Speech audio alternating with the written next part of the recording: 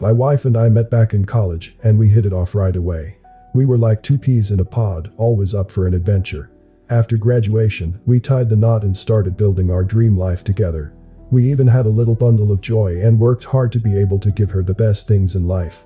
Fast forward a few years, and things are going well for us. We have a beautiful home, great friends, and we both have amazing jobs. It's a picture-perfect life. On top of that, according to our daughter's teacher, she has a natural talent for the piano. The decision to foster her love of music was easy, so we looked into hiring an after-school piano instructor for her. One of my neighbors recommended a guy that used to teach his son how to play the guitar. So, we hired him. He's a young man, a recent graduate from music school just looking for a way to pay his bills.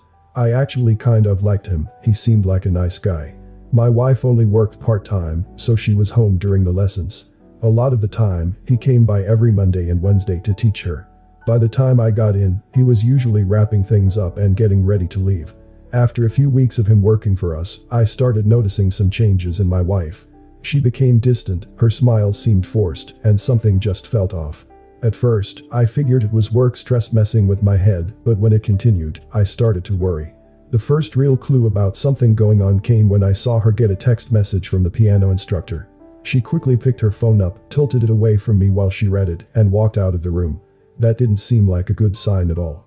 Instead of jumping to conclusions and accusing her of something, I turned into a bit of a detective. I needed to see how she interacted with him, so I started coming home earlier in the day.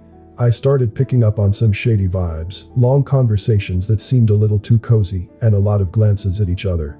Their body language was more intimate than it should have been. My gut told me that there was something more going on. I needed to gather the evidence to prove it. I bought some tiny security cameras, and when my wife was out grocery shopping, I installed them in some prime places. One in the living room overlooking the piano, one in the kitchen, and one in our bedroom. It didn't take long for them to have been put to good use. At the end of the first week they were installed, I checked the footage. As clear as day, my wife watched the instructor come in and start teaching my daughter for an hour. She then sent her to her room to play, telling her the lesson was over before she led the instructor into the kitchen. They kissed and embraced and did many other things while they thought they were completely alone. That was all I needed to see. Divorce was imminent for us. It was the last thing I wanted, but I couldn't accept that behavior and pretend like nothing happened. I was hurt, angry, and confused by her actions.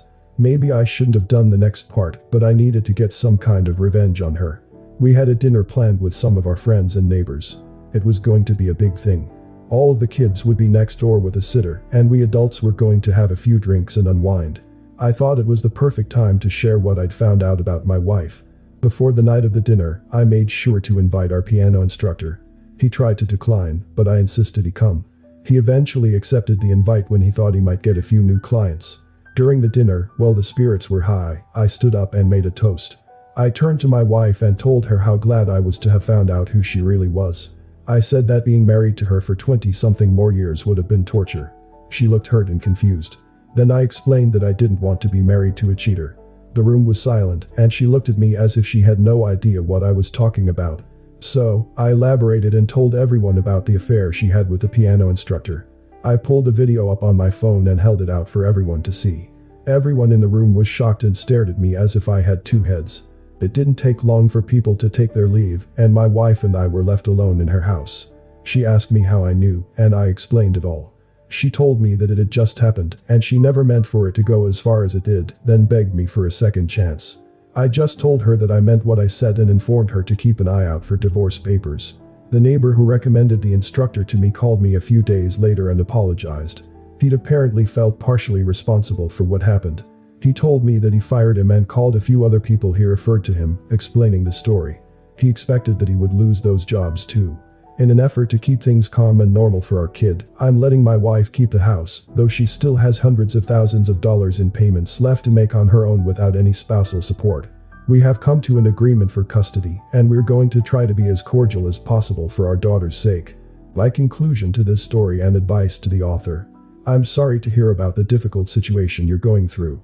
Here are some pieces of advice for you, the main character, as you navigate these challenging times. Seek professional guidance. Consider consulting with a therapist or counselor to help you process your emotions and make informed decisions. A professional can offer guidance on coping mechanisms and help you navigate the complexities of a separation. Focus on communication. While it's completely understandable that you feel hurt and angry, maintaining open communication with your wife, especially regarding the well-being of your daughter, is crucial. Discussing co-parenting arrangements and expectations can help create a more stable environment for your child. Prioritize your daughter's well-being. Keep your daughter's needs at the forefront of your decisions.